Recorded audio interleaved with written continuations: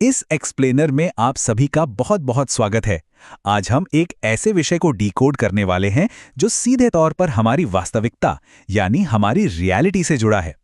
हम बिना किसी भारी भरकम किताबी ज्ञान या एकेडमिक उलझनों में पड़े सीधे उन सबसे बड़े सवालों की तह तक जाएंगे जो सदियों से इंसानों को सोचने पर मजबूर करते आए हैं। आखिर ये ब्रह्मांड क्या है, हम यहाँ कैसे और क्यों हैं, और जिन चीजों को हम अपने आसपास देखते हैं उनका असल मतलब क्या होता है। तो चलिए जल्दी से देख लेते हैं कि आज का हमारा एजेंडा क्या है। हम इस पूरी चर्चा को 5 दिलचस्प हिस्सों में बांटेंगे। पहला, नाम के पीछे का संयोग। दूसरा, अस्तित्व के मूल तत्व। तीसरा, अंतरिक्ष, समय और परिवर्तन। चौथा, मन और स्वतंत्र इच्छा। और पांचवा, क्या इन सबका कोई महत्व है। तो चलिए शुरू करते हैं हमारे पहले हिस्से से। खंड 1, नाम के पीछे का संयोग। मेटाफिजिक्स। नाम सुनते लगता है ना कि कोई बहुत ही भारी भरकम रहस्यमयी चीज होगी। ग्रीक भाषा में इसका मूल शब्द है ता मेटा ता फुजिका, जिसका सीधा सा मतलब होता है भौतिकी के बाद क्या आता है। सुनकर ऐसा लगता है जैसे ये कोई बहुत ही गुप्त ज्ञान है जो फिजिक्स या भौतिक दुनिया को पूरी तरह समझ लेने के बाद ही हासिल किया जा सकता है ना, एकदम रहस्यमयी। लेकिन सच बताऊं, हकीकत शायद उतनी रहस्यमयी बिल्कुल नहीं है। ये जानकर शायद आपको थोड़ी हैरानी हो, लेकिन मेटाफिजिक्स नाम बस एक ऐतिहासिक एक्सीडेंट हो सकता है। हुआ यूं कि प्राचीन काल में जब महान दार्शनिक अरस्तु की किताबों को संकलित किया जा रहा था, तो एक एडिटर ने इस टॉपिक के नोट्स को अरस्तु की भौतिकी यानी फिजिक्स की किताब के ठीक पीछे रख दिया। बस वहीं से इसका नाम पड़ गया भौतिकी के बाद का यानी मेटाफिजिक्स। सोचिए, इतने बड़े और अमूर्त विषय का नाम महज एक फाइलिंग मिस्टेक से पड़ा। ये बात इस विषय को कितना जमीनी और इंसानी बना देती है। अब भले ही ये नाम ग्रीक भाषा से आया हो, लेकिन इन गहरे सवालों की गूंज पूरी दुनिया में एक साथ उठ रही थी।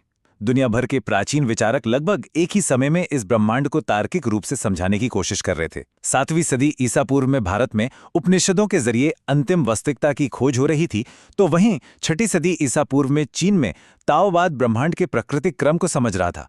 और ठीक उसी समय ग्रीस में सुकरात से पहले के विचारक भी इन्हीं गुत्थियों को सुलझाने में लगे थे। इंसान शुरू से ही इन सवालों के जवाब ढूंढने को बेताब था। आइए अब बढ़ते हैं दूसरे हिस्से की तरफ। खंड 2, अस्तित्व के मूल तत्व। दुनिया की हर चीज आखिर किस सामग्री या स्टफ से बनी है? दार्शनिक दुनिया को बहुत ही दिलचस्प तरीके से 2 हिस्सों में बांटते हैं, विशेष यानी पर्टिकुलर्स और सार्वभौमिक यानी यूनिवर्सल्स। विशेष वो है जो अपने आप में एकदम यूनिक है, जैसे कोई खास सेब, पेरिस का एफिल टावर या स्वयं महात्मा गांधी।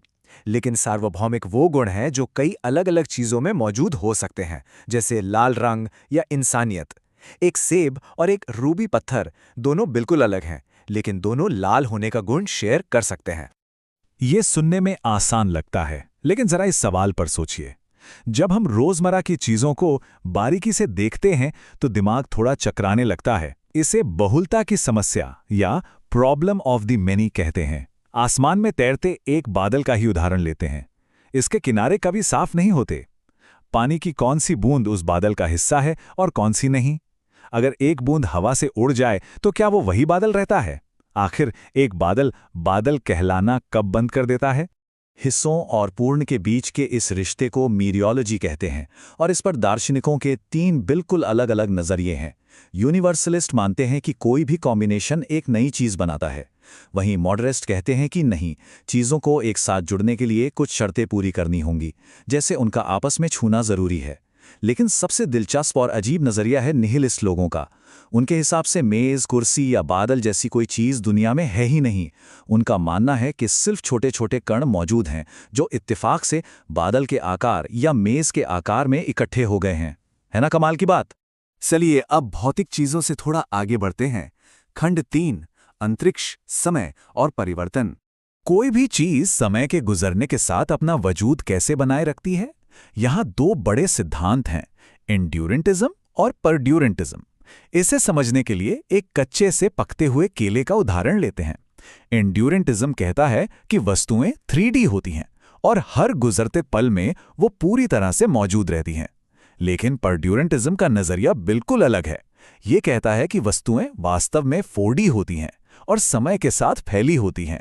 उनके अनुसार वर्तमान में जो केला हम देख रहे हैं वो पूरा केला नहीं है, बल्कि उस केले का सिर्फ एक अस्थायी हिस्सा या टेम्पोरल पार्ट है। पहले उसका कच्चा हिस्सा मौजूद था और आज उसका पका हुआ हिस्सा मौजूद है। और समय खुद क्या है? हमें ऐसा लगता है कि समय एक नदी की तरह बह रहा है, अतीत से वर्तमान और फिर भविष्य की तरफ। वर्तमान लगातार आगे खिसक रहा है। इसे ए सीरीज टाइम कहते हैं। लेकिन इसके उलट डी सीरीज थियरी कहती है कि समय तो बस एक रुकी हुई फिल्म की रील की तरह है। इसमें अतीत, वर्तमान या भविष्य जैसा कुछ नहीं है, बल्कि सारी घटनाएं हमेशा से एक साथ मौजूद हैं, जो बस एक दूसरे के पहले या बाद में आती हैं। अब इस अंतरिक्ष और समय की बाहरी दुनिया से निकलकर अपने दिमाग के अंदर चलते हैं। खंड 4, मन और स्वतंत्र इच्छा। हमारा मन और हमारा शरीर, क्या ये एक ही चीज है या अलग-अलग? क्या हमारे विचार सिर्फ ब्रेन के केमिकल्स का नतीजा है? इसे समझने के 3 मुख्य तरीके हैं। कार्टेशियन द्वैतवाद कहता है कि मन और शरीर 2 बिल्कुल अलग-अलग चीजें हैं। इसके बिल्कुल उलट है आदर्शवाद, जो मानता है कि दुनिया में सब कुछ मानसिक है और ये भौतिक दुनिया सिर्फ हमारे दिमाग का एक विचार है। और तीसरा है भौतिकवाद, जो कहता है कि सब कुछ सिर्फ भौतिक है, यानी हमारा मन भी सिर्फ हमारे भौतिक मस्तिष्क की एक प्रक्रिया है।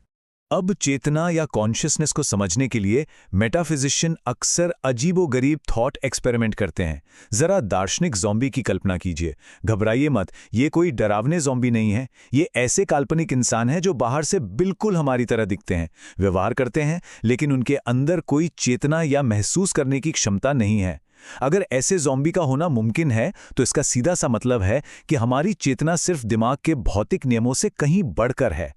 इसे ही चेतना की कठिन समस्या कहा जाता है। और अगर हमारा दिमाग सिर्फ भौतिक नियमों से बंधा है, तो हमारी स्वतंत्र इच्छा यानी फ्री विल का क्या? अगर ब्रह्मांड का हर एक्शन पहले से तय है, तो क्या हमारे फैसले सच में हमारे हैं? असंगततावाद कहता है कि अगर सब कुछ पहले से तय है, तो स्वतंत्र इच्छा सिर्फ एक भ्रम है। लेकिन संगततावाद बीच का रास्ता निकालता है। इसके अनुसार साइंस के नियम और हमारी स्वतंत्र इच्छा दोनों एक साथ काम कर सकते हैं, बशर्ते हम अपनी अंदरूनी प्रेरणाओं के अनुसार फैसले ले रहे हों। चलिए, अब हम इस चर्चा के आखिरी और सबसे अहम पड़ाव पर आते हैं। खंड 5, क्या इन सब का कोई महत्व है? इतनी सारी अमूर्त और दिमागी कसरत वाली बातों के बाद एक बहुत ही व्यावहारिक सवाल उठता है कि क्या असल दुनिया में इन सब का कोई मतलब भी है? कई बड़े विचारकों ने इस पूरे विषय पर ही जोरदार हमला किया है। डेविड ह्यूम और इमैनुअल कांट जैसे अनुभववादी दार्शनिकों का मानना था कि इंसान का दिमाग वास्तविकता के अंतिम सत्य को समझ ही नहीं सकता। ह्यूम ने तो यहाँ तक कह दिया कि मेटाफिजिक्स अनुभव से बाहर की चीज़ है। इसे ना तो हम देख सकते हैं, ना छू सकते हैं, तो ये सब सिर्फ मनगढ़ंत और संदिग्ध बातों पर टिका है। और तार्किक प्रत्यक्षवादियों यानी लॉजिकल पॉजिटिविस्ट ने तो इस हमले को और भी तेज कर दिया। उनका फंडा एकदम सीधा था। अगर आप किसी बात को वैज्ञानिक रूप से टेस्ट नहीं कर सकते, तो वो बात झूठी नहीं, बल्कि पूरी तरह से अर्थहीन और बकवास है। उनके हिसाब से मेटाफिजिक्स के ये सारे सवाल बस शब्दों का एक जाल हैं, जिनका हकीकत से कोई लेना देना नहीं। लेकिन जरा ठहरिए, इन तमाम आलोचनाओं के बावजूद मेटाफिजिक्स आज भी जिंदा है। क्यों? क्योंकि हमारी पूरी आधुनिक दुनिया इसी की छिपी हुई नींव पर टिकी है। प्राकृतिक विज्ञान जिन कारणों और प्रकृति के नियमों पर काम करता है, वो सब मेटाफिजिक्स के ही कॉन्सेप्ट हैं। आज का अत्याधुनिक कंप्यूटर साइंस और आर्टिफिशियल इंटेलिजेंस डेटा को वर्गीकृत करने के लिए ऑन्टोलॉजी का इस्तेमाल करता है, और सामाजिक विज्ञान तो लगातार इसी बहस में उलझा है कि क्या पैसे या संस्थाएं सच में मौजूद हैं, या ये सिर्फ इंसानों के बनाए हुए नियम हैं। तो दोस्तों, मेटाफिजिक्स सिर्फ पुरानी किताबों में बंद कोई विषय नहीं है। ये हमारी पूरी वास्तविकता का छिपा हुआ ढांचा है। इसे समझने के लिए बस एक आखिरी सवाल पर गौर कीजिए। आज आपने इस एक्सप्लेनर को देखने और इस ज्ञान को ग्रहण करने का जो फैसला लिया, क्या वो ब्रह्मांड की शुरुआत में ही परमाणुओं के टकराने से तय हो चुका था, या फिर ये वाकई आपका अपना पूरी तरह से स्वतंत्र फैसला था? जवाब जो भी हो, वो मेटाफिजिक्स से ही होकर गुजरता है। इसी विचारोत्तेजक और दिमाग को झकझोर देने वाले सवाल के साथ हम आज की ये चर्चा यहीं खत्म करते हैं। जानने और सोचने की ये प्रक्रिया कभी नहीं रुकनी चाहिए।